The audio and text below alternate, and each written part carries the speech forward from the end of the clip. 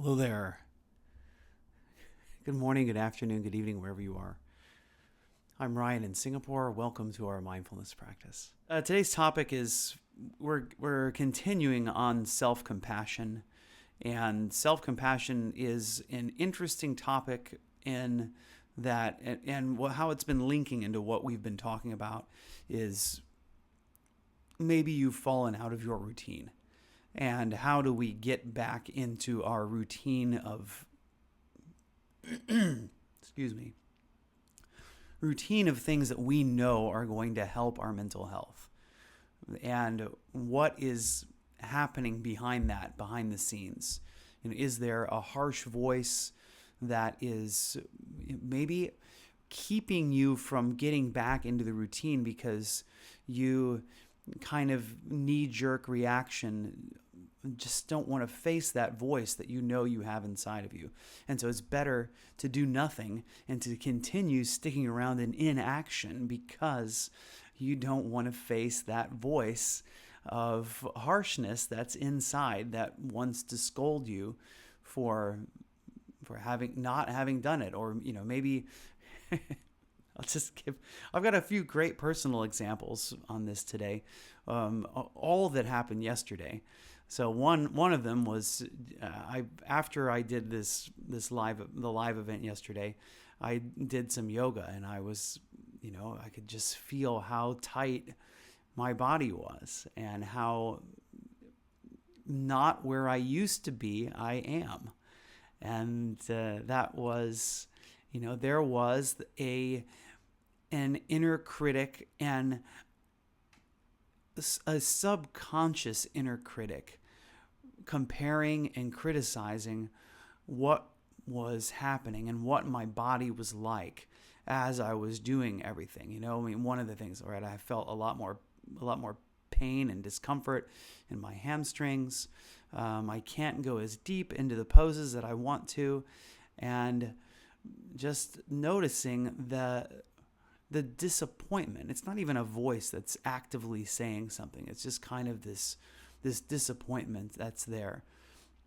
And I know that one of the things that stops me from getting back into my routine is having to face the disappointment where I am, which is funny because it's kind of ironic or counterintuitive, because the longer I wait to go back into those routines, the farther away from the past self I become.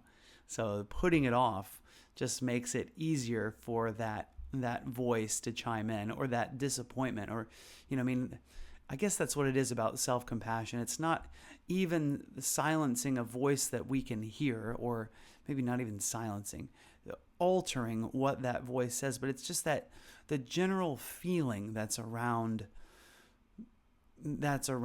coming back, and the disappointment. I think if I were more active in my own self-compassion practice, that feeling of disappointment would change. And so, and this is the funny thing that we talked about, right? Is this kind of cascading effect. And I'll pause for a moment and say, thank you, Lori, for your donation. I appreciate it. And as we start to fall off on our routine, each piece starts to go, right? And whether it be your physical exercise, your diet, your hydration, your sleep, your meditations, all of this starts to one after the other, right? The domino effect. Each one has an effect on the other. And so, is it possible for me to be less harsh and less disappointed as to this feeling that I have? Probably not, because as my physical exercise routine and my eating and my meditation have become less and less, I, of course, don't have the same self-compassion that I cultivated at the peak of my meditation experience, right? So it's possible to be disappointed about being disappointed. because of how the practice has gone. And so this is, another level of mindfulness. Can I be aware of the disappointment that I'm having about being disappointed? Like, I wouldn't be so disappointed if I had only kept my self-compassion practice up, right? So, I mean, that's what I mean about being disappointed by being disappointed, So can you recognize that and use this knowledge? I mean, that's why mindfulness is so powerful. Is you see clearly what's going on inside of your mind. So, with that knowledge, with that understanding of what's going on with you, you can use that to say, with this curiosity, interesting, here's where I am right now. So now that I know where I am, let me start bit by bit rebuilding this practice that I've been working on. I'm just gonna have a quick look at the chat here. No, I didn't get a chance to do the natural hot springs in Banff, although I did pass by. Richard, I'm glad you're here, and I hope that through some of this you can understand how to be more gentle on yourself. And Emily is saying, in this individualistic world, it can really feel like you're alone and no one cares about you. And that's something as well that is addressed in self-compassion, right? The 3 steps of self-compassion. 1, mindfulness, knowing where you are. I'll write these again today. So step 1, mindfulness. So having the courage to look and see where you are. 2 is common humanity. So recognizing that you're not alone in your experience. It can feel like the world is completely individualistic, but we do share common things. And that's one of the reasons why we come to, for example, live practices on Insight Timer. Why do we do live events on Insight Timer? One of the reasons is not just to see a teacher talking about a topic that we're interested in, but it's also to be here with other people and to have this community, to know that I am not alone in this thing that I'm facing, that everybody has times of struggle. And although our struggles are not identical, they share a lot of similarities. And 3 is offer kindness. And that's not exclusive to self-compassion. Offering kindness is something that we can do as we extend compassion outwards to others as well. So, and also this works for common humanity. So mindfulness can be helpful as well externally to know where we are, where we stand in our compassion for others as well. And common humanity, recognizing that every human being has a lot more in common with me than they have that's different from me. In hospital and starting to understand self-care is critical for me to prioritize versus focusing on others. Includes restarting my self-care practice. Thanks, Lorraine, for sharing. And that is correct. And so as we use self-compassion as a agent for change, there are a few little points to just kind of notice. And the first piece is to acknowledge the paradox, that it may sound strange. Hey, if I'm working on loving myself exactly as I am, then why change at all? Why do I want to change? Aren't I good? If I'm good just the way I am, then I shouldn't change. And so the truth is that, so is self-compassion letting me off the hook?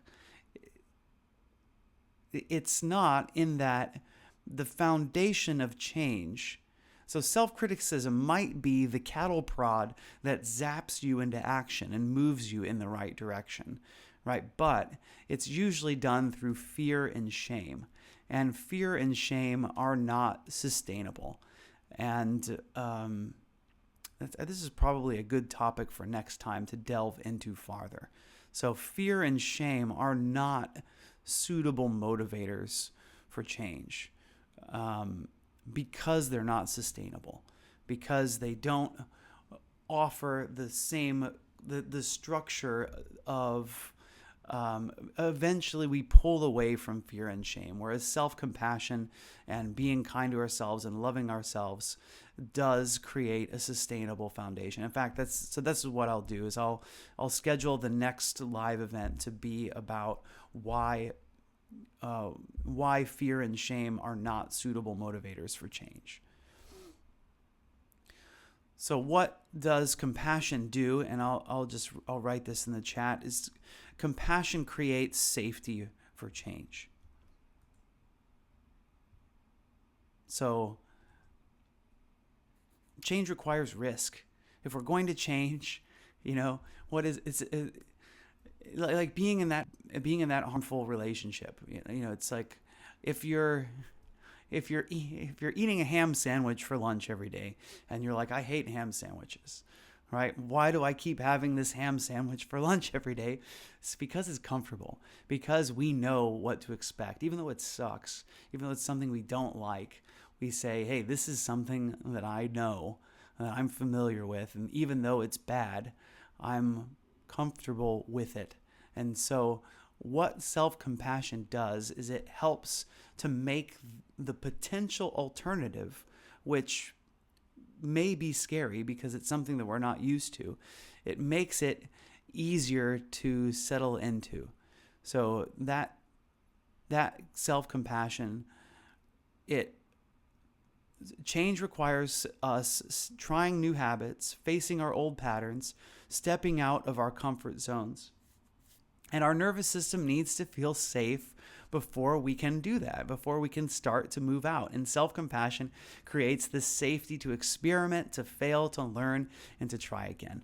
And so this is how compassion can be really helpful as we start to move into our changing whatever it is that we've noticed isn't working right now. And so today we're talking about the baby steps of putting the foundations of our mental health back into place when they've started to fall out. Next is the mindset shift. So the mindset shift is something that I've talked about in previously, in that there are always two ways to look at something. Is the glass half full? Is the glass half empty? This, I know you've heard that a million times, but without self-compassion, setbacks look like the proof of inadequacy. They harm they have the potential to harm our self-identity and to say, I'm not a capable, good person. I'm not worthy of love and respect, right? I mean, these are really core to our self-image, right? So we can see the setback as a proof of inadequacy, or we can see the setback as a natural part of learning, because you don't get it right the first time. This is something that I always have to remind my eldest son, is that he expects to be perfect at everything immediately. I'm gonna be the fastest runner. I'm gonna do this right immediately, and something that can tend to happen for someone who's faced success their entire life is that first setback can be really hard, which is a great reason to help young people to reach higher, so that they do have setbacks, so they know and they are equipped to face the setbacks that they find themselves in life. So recognize, hey, this isn't proof of inadequacy. This is a natural part of my learning. So when we don't attack ourselves for falling short, we're more willing to take the steps that lead to growth. And this is another reason why self-compassion is so critical for being able to change. And so let's just take a little example about our mindfulness practice, right? So when we are meditating, we will find that the mind doesn't want to stay on the object of meditation. It wanders away. And what we may find ourselves doing is beating ourselves up over the mind wandering, and it's maybe especially where the mind wanders to. If we meet ourselves with frustration, we end up being in that frustration for longer. If we can just glance at that thing that has taken our mind away from our object of meditation, acknowledge it, say, this is the thing that stopped me, that got me off track, it's easier to let go, to just acknowledge, to say, here it is. And with kindness, come back to focusing on the present moment. So, and also that what else does it do is when we meet ourselves with self-compassion on the cushion, we find that it's easier to come back to the practice the next day. So we find that it's easier to come back. We practice more often. We use that as a foundation for other areas of our life to make ourselves better. And we can use this self-compassion that we give to ourselves every time we come back to the breath in every single aspect of our daily lives. So that being kind to ourselves is something that we can see in our meditation practice. Helps us come back to the breath, helps us come back to the cushion. So why not use it for other areas of life that we're trying to change? And so, one more thing to write down. Self-compassion is not complacency. Self-compassion is active care. And this is quite critical. Self-compassion is active care, not passive comfort, right? And I think this is critical because it's easy for a lot of us to hear self-compassion and to fall into complacency, to use it as a way, hey, I'm not whipping myself, but I'm just instead saying everything's okay just the way that it is, and to use it, a false self-compassion, as blinders to not be able to see what the true problem is, because we're missing that step one, which is mindfulness, right? So this step one is critical, to see things as they are and not be in denial about it. Otherwise, this false self-compassion can be a way for us to just fall out and just say, I'm just gonna be here. This is my, this passive comfort can be a way to it can stop positive change. So active care is saying, I matter enough to take care of myself. And sometimes that means making changes that support well-being. Hello, Hanson. Welcome. So I'm just going to have a quick look at the chat here.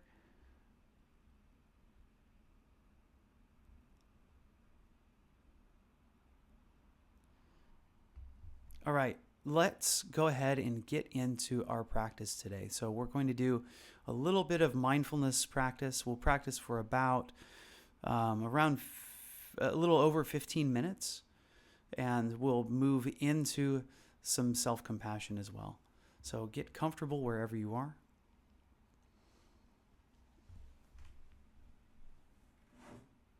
And so getting comfortable could be sitting comfortably, could be lying down.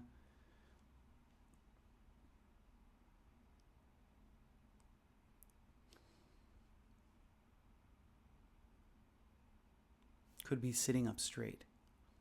And one thing about sitting up straight is it does help to maintain alertness. So just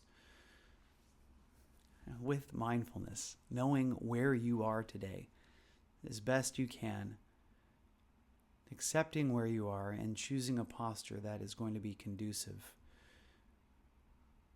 to working with yourself.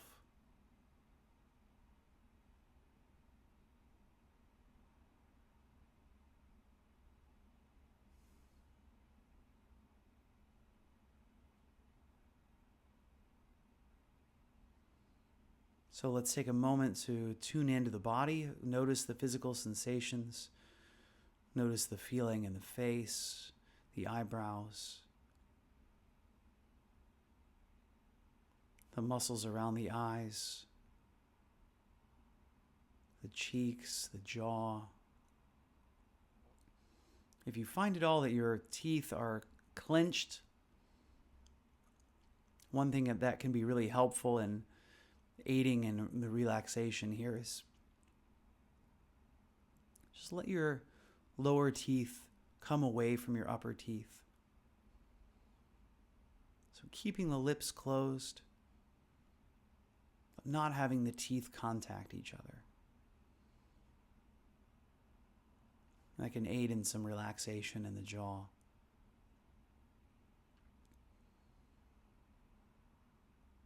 Noticing the shoulders and the neck. Maybe moving the head from side to side, rolling the shoulders a bit.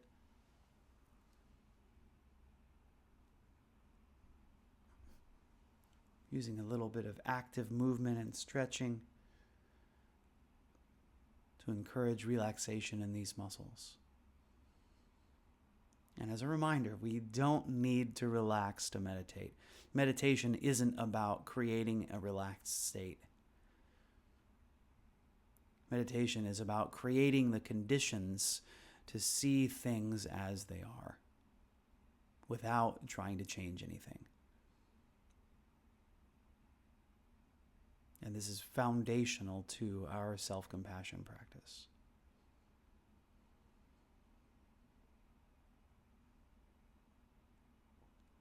So bringing the attention down to the belly.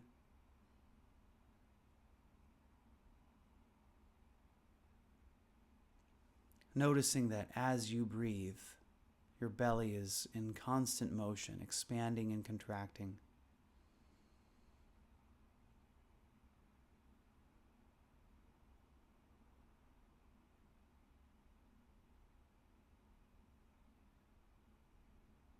Filling up on the inhalation,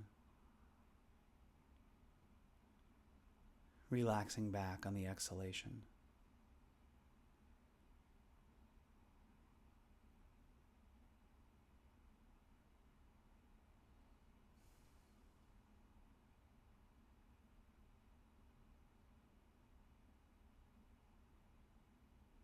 Let's do our best to maintain focus of the feeling of breathing, which can help drop us into this present moment awareness. If at any time you find your mind wandering away, can you just take a moment to acknowledge the thing that caught your attention, and then through that, knowing what it is that caught your attention, just release it. And I say just release it because that awareness itself that the mind has wandered is often enough. It's like touching a soap bubble. It just pops. We go, oh, this is what drew my attention away. Now I'm back to focusing on this feeling of breathing.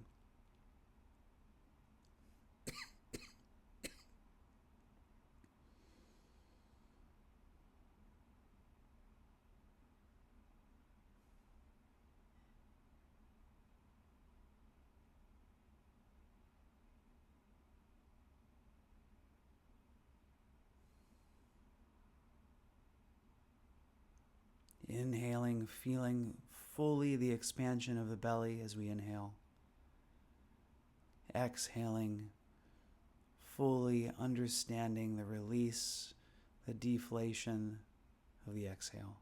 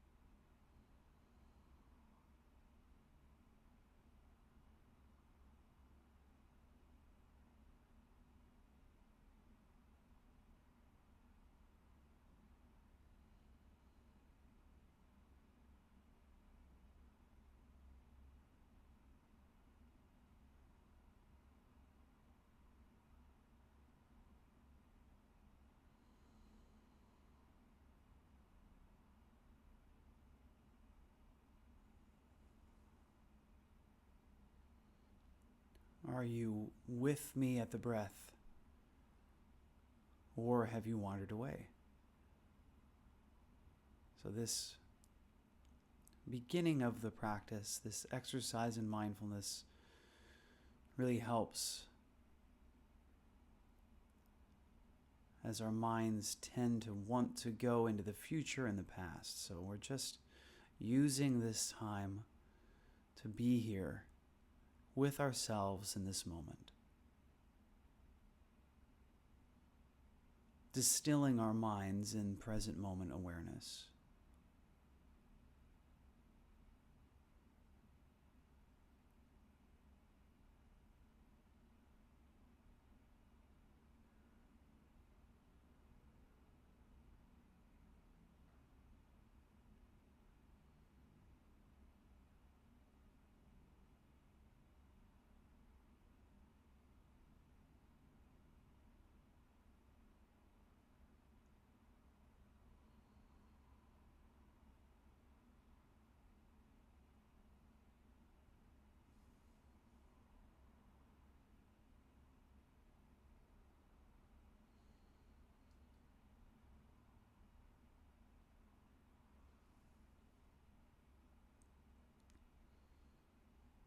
And so this is me. This is who's here now.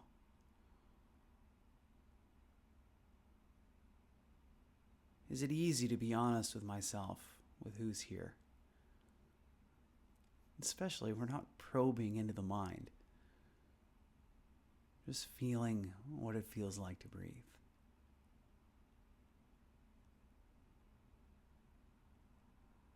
Can I love this person sitting here, lying here right now? Can I offer myself unconditional love? And like we had said yesterday, one of the best ways to help ourselves is to offer our unconditional friendship, to be a wise friend to ourselves.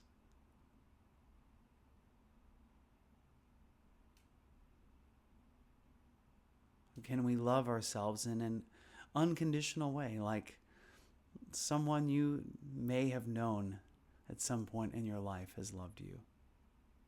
And what was that like? What did it feel like to be loved unconditionally? Is it possible for you to offer yourself that same kind of love? To be your own friend, to be your own support system, to recognize that we all have setbacks. Setbacks are a part of learning. Can I embrace myself, to give myself the courage to keep working at that change?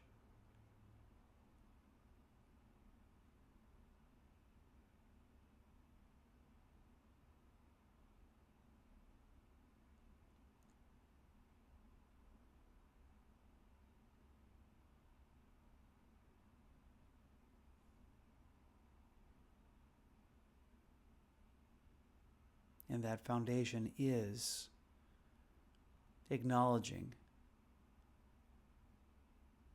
with open arms, with a loving heart, who it is that's here right now. So if you feel comfortable to do so, just repeat after me. May I have the courage to love myself exactly as I am.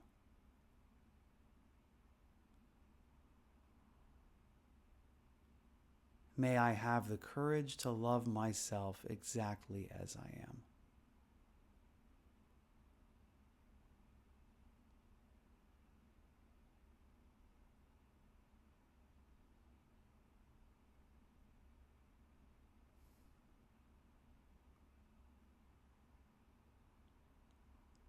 And so some other things that a good friend will do is, in our friends' minds, there are some genuine well wishes for us. So is it possible to offer ourselves some well wishes as well?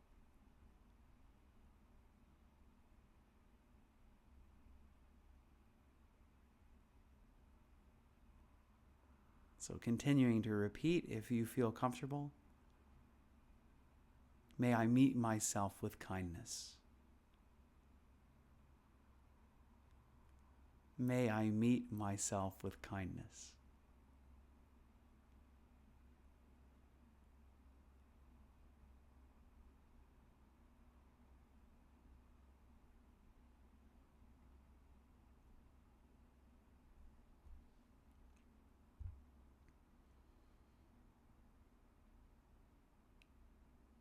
May I be happy.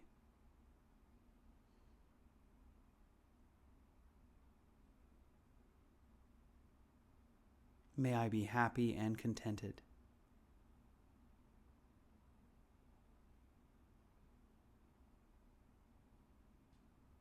May I be safe and protected,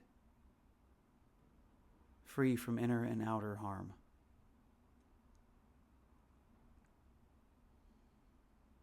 May I be safe and protected, especially as I begin to move out of my comfort zone.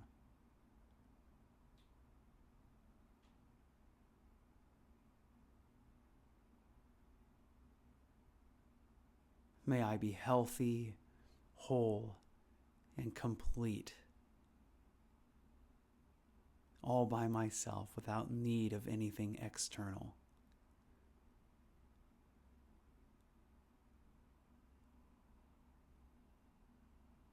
May I be healthy and whole.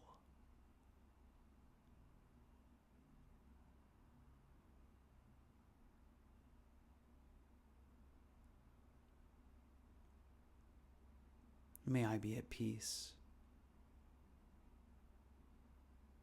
And all the turmoil inside and outside. May I be at peace. May I be grounded.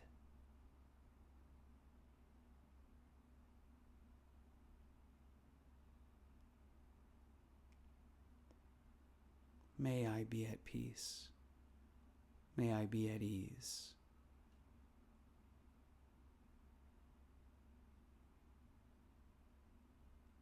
And tap into the wisdom that comes with that peace and that groundedness.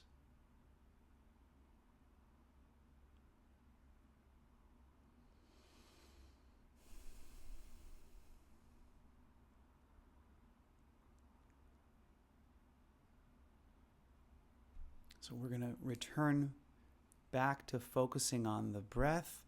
I encourage you just to, if you feel comfortable doing so, put your right hand over your chest, put your left hand on your belly, bring your elbows into your sides so that your forearms, maybe your upper arms are in contact with your body.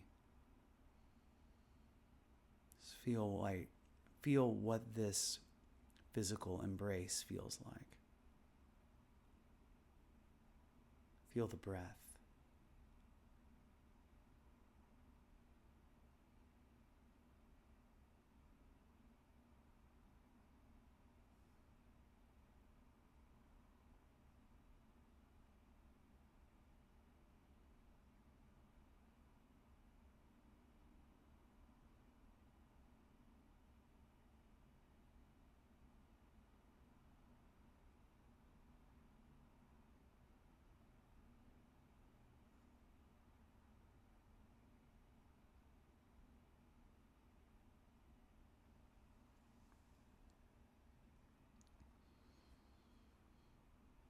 And now,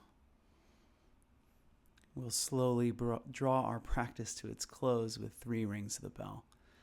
So after you hear the sound of the bell subside, feel free to start to move around, to open your eyes if they were closed.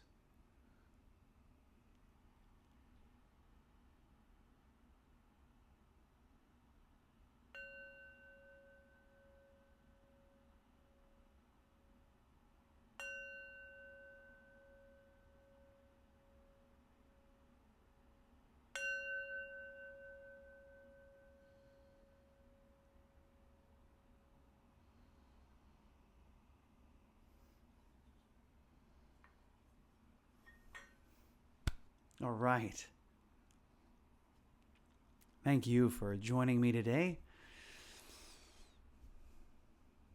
How'd it go? What was it like? Thank you, Lori. Thanks for being here. Thanks, Ange. Loving, says Lori. Thank you, Jean.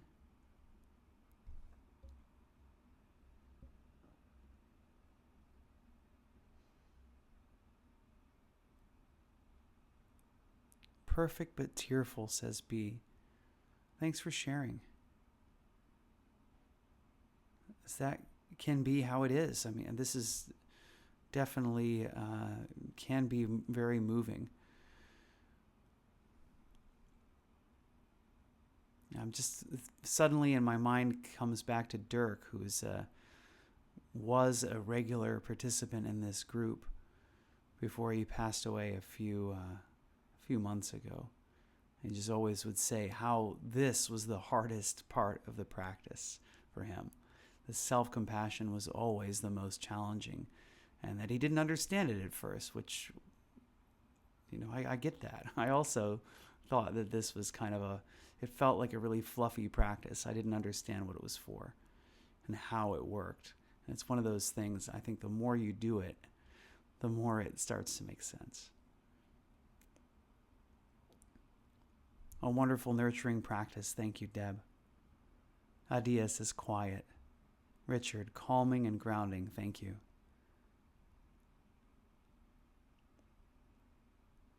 And Angie says, everything starts with self. It does. I mean, it's a bit of a cliche, but put on your own oxygen mask before helping others. It's so interesting at how this practice to help self can't help but help others. This practice to help self can't help but help others, because that's how it goes. Once you start making yourself better, you naturally begin to be nicer to others, to take better care of yourself and make yourself in a better mood, which is helpful for others as well.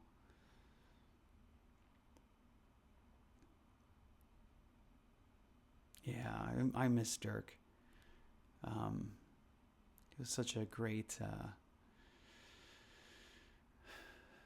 just such a great guy. Very soul-soothing. Thanks you, Suleiman. Thank you, Suleiman. Okay, if you don't follow me on Insight Timer, that's the most helpful thing you can do. The first thing, if today's practice was helpful, you liked it, you don't follow me on Insight Timer, please do. The second thing you could do that is helpful is to donate. Thanks, Deb, for your donation. I do appreciate that a lot. Thanks, Alexa, for your donation. I'll be back on Tuesday. This time, Tuesday morning, Singapore time. That's Monday night for you in the Western Hemisphere and in Western Europe and Western Africa. I'll be back, and I really have this. That next topic is definitely going to be about why shame is not a motivator for change. So really looking forward to that. Hey, and here's Jenny. Thanks, Jenny, for being here today. Jenny's, I don't know, probably one of the very first regular meditators in my group, which I'm sure Jenny is probably tired of hearing me say that, but I do appreciate you being here, Jenny. When we think of someone we've lost, they're with us in spirit. Thanks, Jean, for saying that. So, yes, I'll be back on Tuesday, and my kids are going to school today. I earlier was trying not to be too happy about that, but then I go, hey, can I be happy about that?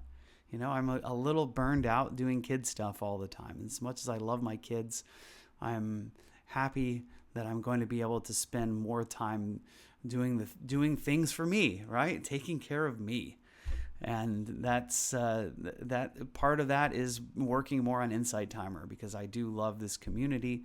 I love the work that I do here. I've got a course that I've completed doing all of the recordings, and then when I left for the holidays and just haven't been able to edit and upload those. So I'm really looking forward to sharing that course with you soon. So just looking forward to being back into my more regular self-care routine, and let's go on this journey together. Why doesn't shame work? What is it like? How do you get restarted in your practices? So JE says, I'm allowed to be happy about that. Thanks so much. Thanks, Jean. And you can be happy, no shame in that, as we talk about shame next time. All right. Thanks, everybody, once again for joining.